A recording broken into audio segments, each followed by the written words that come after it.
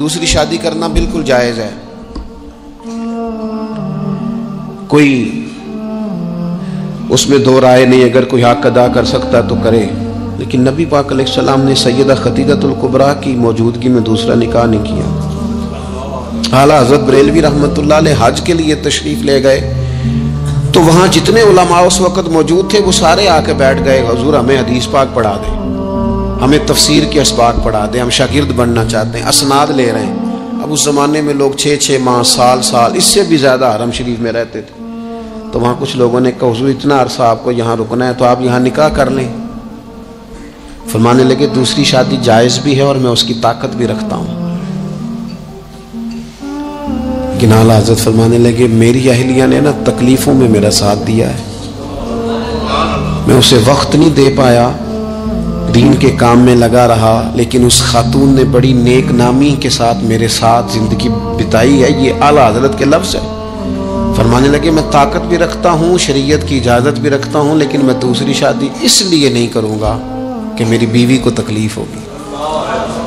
لیکن یہاں جناب حالات بدلے نہیں تو عنوان بدلا نہیں۔ میں نے کہا ہے کہ ناجائز نہیں کہہ رہا میں اس کو کسی مقام پر بھی، لیکن کچھ چیزیں ایسی ہیں جس کو آگے بڑھ کر ہم سیرت اور سوانے سے لے سکتے ہیں۔ سیدہ خدیجہ الکبریٰ رضی اللہ تعالیٰ عنہا نے حضور سید عالم علیہ السلام کے ساتھ وہ وقت گزارا تھا جو اسلام پر غربت کا وقت تھا، جو کفار کی اذیتیں برداشت کرنے کا وقت تھا، جس وقت معاذ اللہ کمر مبارک پر اونٹ کی اونجڑیاں رکھی جاتی تھی، راستے میں کانٹے بچھائے جاتے تھے، پتھر برسائے جاتے تھے۔ اس موقع پر سیدہ پاک حضور کی بارگاہ عالی مرتبت میں رہی۔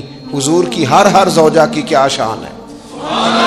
اور پھر سیدہ عائشہ صدیقہ جو محبوبہ ہیں محبوب خدا کی، کیا عظمتیں ہیں، پر سیدہ خدیجہ الکبریٰ کا انفرادی انداز ہے۔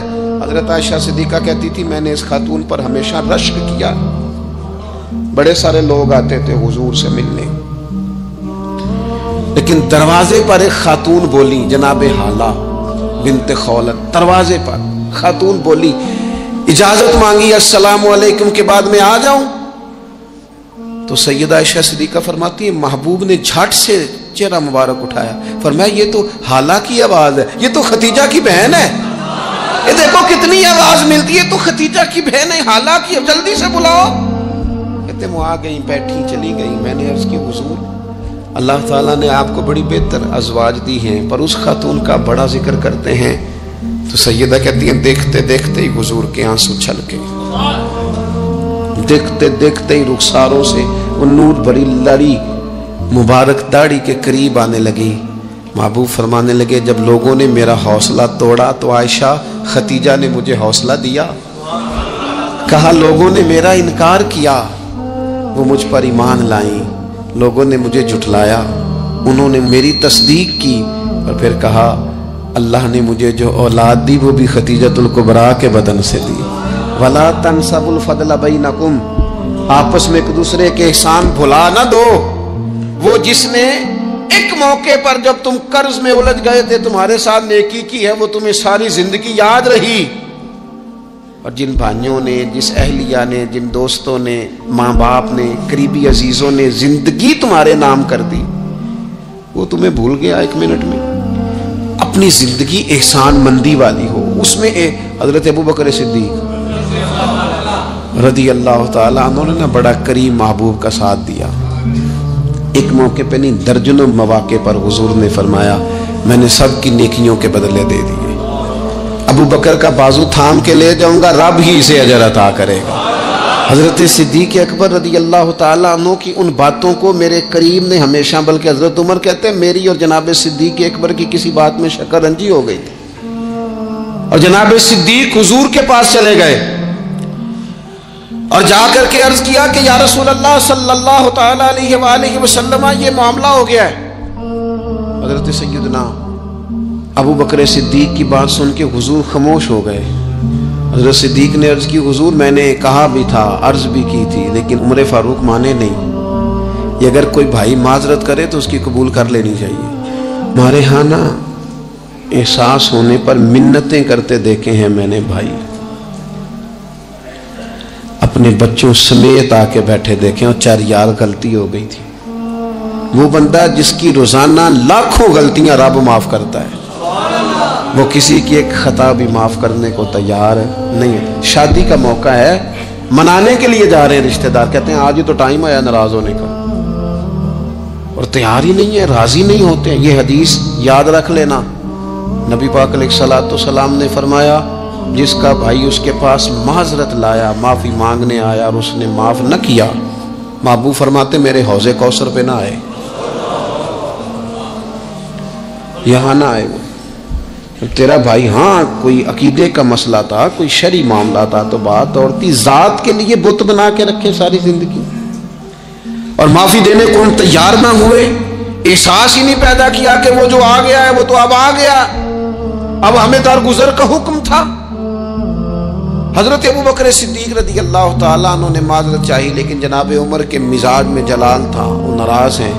حضرت صدیق حضور کی بارگاہ میں حاضر ہو گئے، سارا مدعا عرض کر دیا. حضرت عمر کہتے ہیں میں پیچھے گیا، اور جب میں گیا تو میں حال سارا سمجھ گیا. کہتے ہیں جب نبی پاک کی بارگاہ میں گیا تو جو حضور کے جملے تھے وہ جناب صدیق اکبر کی عظمت کو کہاں سے کہاں لے گئے. محبوب فرمانے لگے عمر کیا تم میری خاطر ابوبکر کو چھوڑ نہیں سکتے تھے؟ فرمایا جب سب مجھے جھٹلا رہے تھے یہ میری تصدیق کر رہا تھا، جب سب کی تلواریں نیام سے باہر نکلی ہوئی تھی اور ابوبکر سینہ کھول کے میری حفاظت کر رہا تھا، تم میری وجہ سے اسے چھوڑ نہیں سکتے تھے.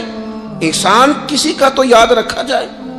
اور جو لوگ احسان مند تھے، حضرت شیخ سعدی رحمت اللہ تعالی علیہ فرماتے میں نے دیکھا ایک شخص کے پیچھے پیچھے ہرن چل رہا تھا، وہ ذرا میرے قریب آیا تو میں نے اسے آ کے کہا کہ یہ ہرن تو بندہ دیکھ کے بھاگ جاتا ہے، تیرے پیچھے کیسے چل رہا ہے؟ تو سعدی فرماتے ہیں وہ شخص کہنے لگا اس کا بچہ مر رہا تھا، میں نے بچایا ہے،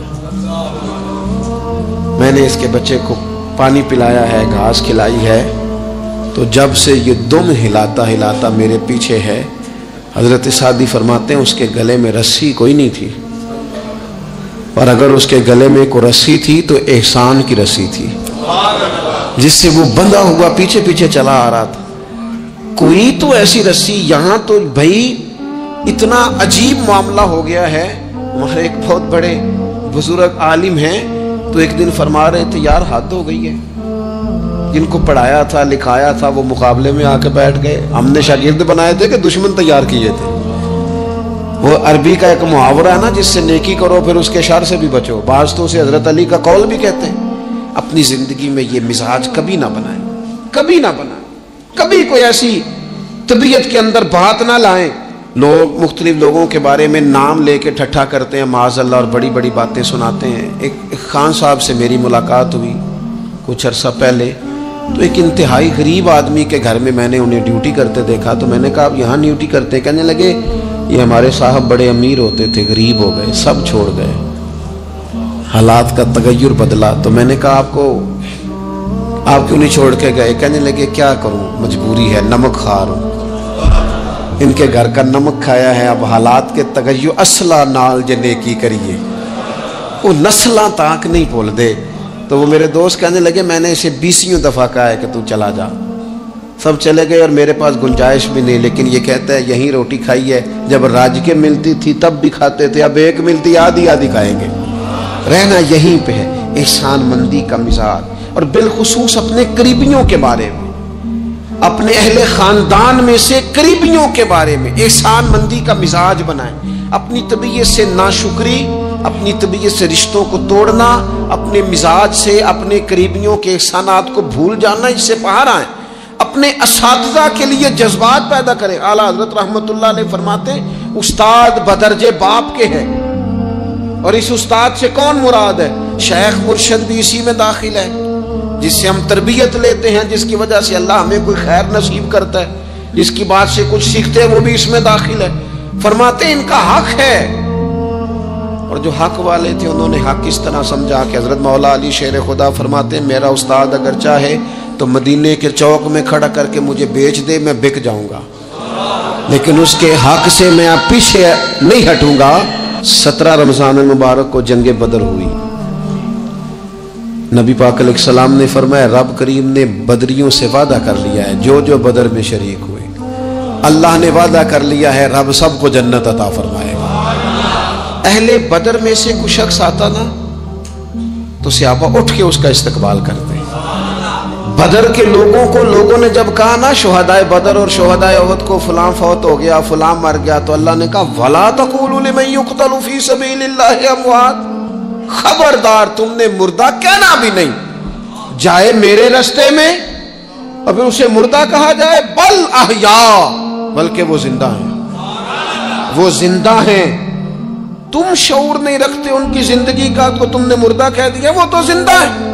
میرے دوست جتنے بھی لوگ اسلام میں، حضرت عمر فاروق کہتے ہیں میں حضرت صدیق اکبر کے پاس بیٹھا تھا تو ایک خاتون آ گئی دربار خلافت میں کسی کام سے، تو حضرت سیدنا ابو بکر صدیق نے اپنے کندھوں سے چادر اتاری، اس چادر کو زمین پہ بچھایا، اس بیٹی کو اس خاتون کو اپنی چادر پہ بٹھایا۔ تو حضرت سیدنا عمر کہتے ہیں میں نے کہا اللہ نے آپ کو اتنی شانوں سے نوازا ہے، انبیاء کے بعد آپ سب سے افضل ہیں، اور آپ اپنی چادر کس کے لیے بچھا رہے ہیں؟ کون ہے آخر یہ خاتون؟ تو حضرت ابو بکر صدیق فرمانے لگے حضرت سعد بن ربیع رضی اللہ تعالیٰ عنہ نے میدان احد میں حضور کے قدموں میں جان قربان کی تھی۔ میں نے کہا ہاں، کہنے لگے یہ اسی سعد بن ربیع کی بیٹی ہے، یہ آج آئی ہے۔ اور ہمارے ملک میں کیا ہوا؟ کبھی پلٹ کے دیکھنا شہداء کے خاندان کس کیفیت میں، کبھی پلٹ کے دیکھنا سرحدوں پہ جان دینے والوں کے بچوں کی کیفیت کیا ہے۔ کبھی کسی تقریب میں بلا لیا جاتا ہے، دو جملے کہہ دیے جاتے ہیں، کوئی ایک آدھ میڈل بھی دے دیا جاتا ہے، لیکن کبھی پلٹ کے دیکھنا ان کی کیفیات کیا ہیں، ان کا خیال رکھا، ان چیزوں کو غور کیا گیا۔ کسی نے اگر کسی مقام پہ کوئی نیکی کی تو اس نیکی کا اعزاز رکھا گیا۔ میں نے تو اپنی زندگی میں دیکھا ہے، بڑا چھوٹا آدمی ہوں لیکن میں نے دیکھا ہے دین کا کام آپ تھوڑا کرتے ہیں، رب آپ کو اجر اتنا عطا کرتا ہے، اتنا عطا کرتا ہے کہ انسان شرمندگی میں پانی پانی ہوتا جاتا ہے کہ یہ تو بالکل میری اوقات ہی نہیں تھی، یہ تو کیفیات ہی نہیں تھی۔ یہ اس مسجد کے نقشے کی جب بات چل رہی تھی تو نقشہ منظور کرنے والوں میں سے ایک صاحب نے مجھے کہا اتنی بڑی مسجد بنا رہے ہیں تو وہاں تو آبادی کوئی نہیں، تو اتنی بڑی مسجد بنا رہے ہیں تو لوگ کہاں سے آئیں گے؟ تو میں نے کہا ہمیں تو پہلے بھی نہیں پتا کہاں سے آتے ہیں۔ وہ کہنے لگے نہیں پھر بھی کوئی اندازہ تو ہو۔ میں نے کہا کہ میں چلے مسلمان پر ویسے ہی اعتبار کرنا چاہیے، تو میں تو ویسے ہی پگڑی داڑھی والا ہوں، سچ بتاتا ہوں مجھے نہیں پتا کہاں سے آئیں گے، پر امید ہے کہ آ جائیں گے۔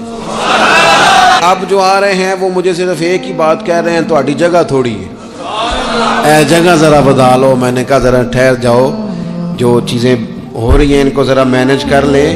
دیکھو اللہ تبارک و تعالی، اللہ کا رسول دین کسی کا قرض نہیں رکھتا۔ ہمارے مخلص ہونے میں دیر ہوتی ہے، ہم اور جلدی شکوہ کرتے ہیں اپنی زبان پہ، اللہ تعالی ہمیں معاف فرمائے۔ بعض اوقات نہ چاہتے ہوئے کچھ ایسی باتیں آ جاتی ہیں جن میں بعد میں شرمندہ ہوتے ہیں، یار یہ جملہ کیوں کہا، دین تو بڑا اعزاز دینے والا۔ اپنے محسنوں کا شکریہ ادا کریں۔ آپ یقین کریں میں نے زندگی میں ایسے اساتذہ دیکھے جن کا مقصود تنخواہ لینا نہیں تھا، پڑھانا تھا، اور انہوں نے جیب سے خرچ دے کے بچوں کو پڑھایا، دل لگایا، جد و جہد کی۔ ایسے مشائخ دیکھے جنہوں نے وارفتگی کے ساتھ لوگوں کو دین کی طرف قائل کیا۔ اب نہ زمانے میں تکلف پیدا ہو رہا ہے، اب طبیعتیں احسان مند نہیں رہی۔ بچے اپنے ماں باپ سے جب یہ کہیں کہ آپ نے ہمارے لیے کیا کیا ہے، اور جب شاگرد اٹھ کے اپنے استاد سے کہیں کہ اگر پڑھایا ہے تو فیس نہیں لی، مفت پڑھایا ہے۔ اگر کوئی بیوی اٹھ کے اپنے خامد سے کہہ دے، نبی پاک علیہ السلام نے فرمایا بخاری میں موجود ہے کہ ساری زندگی تم عورت کے ساتھ نیکی کرتے ہو لیکن تمہارا ایک عیب دیکھتی ہے تو وہ کہتی ہے میں نے تو کبھی تم میں کوئی بھلائی دیکھی نہیں، یہاں تو سکھ پایا ہی نہیں۔ فرمایا اس بنیاد پر کثرت سے عورتیں دوزخ میں جائیں گی۔ اور اگر وہ خاتون جس نے سارے دکھ سکھ دھوپ چھاؤ خامد کے ساتھ گزاری، اگر خامد اسی کو اٹھ کے تانا زنی کرے اور اس کے دو ایک کاموں کو بنیاد بنا کر کے یہ چیز نہیں ملی، یہ کپڑا وقت پہ استری ہوا نہیں ملا، اس کی زندگی کی ساری نیکیوں کو توڑ کے رکھ دے، یہاں تک کہ اس کے ماں باپ کے بارے میں بھی کمزور جملے کہے، تو اللہ کا قرآن کہتا ہے وَلَا تَنْسَبُوا الْفَضْلَ بَيْنَكُمْ، آپس میں ایک دوسرے کا احسان بھول نہ جایا کرو، تھوڑا سا احسان مند رہیں، تھوڑا سا چیزوں کو سمجھیں۔ تھوڑا غور کریں. اگر یہ مزاج میں بات پیدا ہو جائے تو زمانے میں قرار آئے گا, ہم ایک دوسرے کی قدر کا احساس ہوگا, مل کے رہنا ہم پسند کریں گے, ہمارے اندر وہ چیزیں آئیں گی. یہ ادارے بنتے ہیں, یہ چلتے ہیں, لوگ آتے ہیں, میرا ہی نام ہے, مجھے ہی لوگ جانتے ہیں, میرا ہی تعارف ہوتا ہے, لیکن میں تو ابھی آیا ہوں. تو جس نے یہاں میرے آنے سے پہلے صفیں بچھائی ہیں وہ بھی تو بڑا قیمتی آدمی ہے نا. جس نے جھاڑو دیا اس کی بھی تو بڑی بات ہے نا. جو میں چلا جاؤں گا اپنے معاملات میں, جہاں مجھے مزید سفر کرنے نکل جاؤں گا تو یہاں ڈیوٹی کریں گے, یہاں سے چیزیں اٹھائیں گے, ان کی بھی تو بڑی بات ہے نا. لیکن ہم احسان ماننے کو تیار, یعنی سو رہے ہیں سیٹھ صاحب گاڑی میں, پیر صاحب, علامہ صاحب سو رہے ہیں, ڈرائیور گاڑی چلا رہا ہے, وہ سویا ہوا پتہ نہیں کتنی دیر ہو گئی, ایک ذرا جگہ کسی جگہ بریک لگ گئی ہے تو آنکھ کھلتے کہتا ہے تیار نہ چلا. او بھائی تو سویا ہوا تھا. اس کی نیکی سمجھ, جس نے ساری رات تجھے سفر کرایا ہے اور یہاں تو تلخ ہو گیا صرف ایک بات پر. احسان مندی کا مزاج نہیں. مطعم بن عدی ایک سردار تھا قریش کا. یہ بات نا, یہ ایک میں پڑھتے میں بدر کو پڑھ رہا تھا دراصل, یہ ایک بات میں نے پڑھی تو یہ سارا عنوان ہی میں نے بدل دیا. میں نے کہا بات ہی اس پہ کر دیں. ایک شخص کا ذکر آیا بدر میں, مطعم بن عدی کا, کافر ہے, مسلمان نہیں ہوا. بدر میں اس کا ذکر آیا. ذرا دیکھیے ذکر کیسے آیا. نبی اکرم صلی اللہ تعالی علیہ وسلم جب طائف سے واپس آئے نا, تو جب کوئی شہر سے جاتا تھا واپس آتا تھا تو کسی کی پناہ میں آتا تھا تاکہ پھر کوئی اسے تکلیف نہ دے. اس دور کا رواج تھا. تو نبی پاک علیہ السلام جب واپس آئے تو کئی لوگوں سے بات کی گئی لیکن کوئی بھی آگے نہ بڑھا حضور کی حفاظت کے لیے. تو مطعم بن عدی اپنے 6 یا 7 بیٹوں کو لے کر اسلحے سمیت پوری شان و شوکت کے ساتھ نبی پاک کو لے کے آیا, اور پھر حضور نے بیت اللہ شریف میں نماز پڑھی. وقت گزر گیا, ایک دور کی بات تھی, ایک بات تھی, وہ دور گزر گیا. اس کے بعد بڑے دور آئے, اللہ نے معراج عطا کی, حضور یہاں آ گئے مدینہ طیبہ میں, یہاں سینکڑوں لوگ مسلمان ہوئے, بدر میں اللہ نے فتح دی. جب بدر کے قیدیوں کی بات چل رہی تھی نا, یہ جو لوگ قیدی ہو کے آئے ہیں انہیں کس طرح چھوڑنا ہے, تو بڑے بڑے سردار مکے کے تیار تھے سفارش کے لیے آنے کے لیے کہ ان قیدیوں کو چھوڑ دیا جائے. یہاں بھی مشورہ ہو رہا تھا کیا کرنا ہے, قتل کر دیا جائے ان کفار کو, یہ بھی مشورہ تھا, فدیہ لے کے چھوڑ دیا جائے, یہ بھی مشورہ تھا. بہت ساری چیزیں ابھی طے ہونی تھی. تو ان ساری باتوں کے بیچ اچانک کیفیت بدلی. صحابہ کہتے ہیں باتیں ہوتے ہوتے ایک نیا رخ بات نے اختیار کیا. محبوب کریم اچانک فرمانے لگے آج اگر مطعم بن عدی زندہ ہوتا, کیونکہ فوت ہو گیا تھا, کہا آج اگر مطعم بن عدی زندہ ہوتا اور وہ مجھ سے آ کے کہتا ان قیدیوں کو چھوڑ دے, تو حضور فرماتے ہیں میں دیر نہ کرتا فوراً ہی چھوڑ دیتا. چونکہ مجھے اس کی وہ نیکی یاد ہے, اس نے وہ جو اس وقت میرے ساتھ رویہ رکھا مجھے بھولا نہیں. صرف ایک بات آپ کی خدمت میں عرض کرنا چاہتا ہوں کہ اپنی زندگی میں نا وہ انسان بڑا چھوٹا ہوتا ہے جب ماں اسے وقت دیتی ہے, بڑا چھوٹا ہوتا ہے جب باپ اسے وقت دیتا ہے. بڑے اساتذہ کے پاس بڑی کتابیں جب بندہ پڑھتا ہے وہ بھی بڑا وقت ہوتا ہے, لیکن جب اسے یہ اچھی طرح پہچان کرانی ہوتی ہے نا کہ یہ الف ہے, یہ با ہے, اور نہیں یہ تا ہے, آنکھیں کھول کے دیکھ, 2 نقطوں والا تا ہوتا ہے, یہ سا ہے. وہ بھی بڑے مشقت والے لوگ ہوتے ہیں, وہ بھی بڑی محنت کرتے ہیں, لیکن کیا کریں بھول جاتے ہیں لوگ, نہیں یاد رہتا. وہ جس کی بات سن کے اللہ نے دین کی توفیق دی, اس کی بات سن کے اس طرف مائل ہوئے, پھر ریسرچ کی اور پھر اسی کو ان پڑھ کہنا شروع کر دیا. پھر کہا کہ اوہ توجہ تو اس نے دلائی تھی پر یہ بندہ ہی ٹھیک نہیں. یہ ہمارے ہاں عجیب ناشکری کا اور احسان فراموشی کا مزاج آیا ہے. ہمیں ہمارا دین کہتا ہے آپس میں ایک دوسرے کے احسانوں کو بھلانا نہ, اور نیکی کا بدلہ ہمیشہ نیکی رکھنا.